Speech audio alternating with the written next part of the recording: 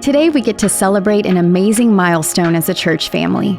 35 years ago on this very weekend, New Hope Church held its very first service.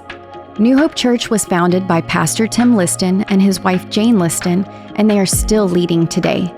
An amazing testimony of consistency, passion, grit, and endurance in God's kingdom work here in this community. The first service was held in the old C.J. Harris Elementary Auditorium in Pearland. 100 people attended the grand opening, and around 75 people became the average attendance for the next several years. During that time, the church moved into a strip mall on West Broadway in Pearland. New Hope Church began to try more creative approaches after a group of New Hopers visited a conference at Willow Creek Church in 1991. Howard Agnew joined the team and started a worship band. Tim stopped wearing a full suit to preach in, and we began doing creative dramas during services, which led to changing other service elements to reach new people.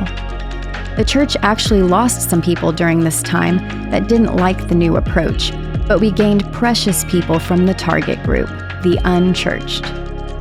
In 1994, the church moved back to a school and began meeting in the C.A. Nelson Auditorium, and in 1997, we purchased and began work on the first permanent location of New Hope Church. During the construction, the attendance at the school rose to 200 people.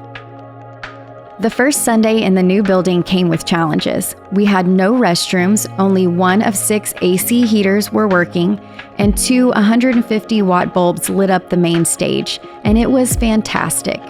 Only one service was scheduled for that morning, and would you believe it? The new building's 350-seat auditorium welcomed over 500 people. Many people still with New Hope Church today were there in the room on the grand opening Sunday. And today, that very campus is now our amazing Pearland campus. Insane growth only possible by God happened during that time, and we were unable to keep up with the growth on that property.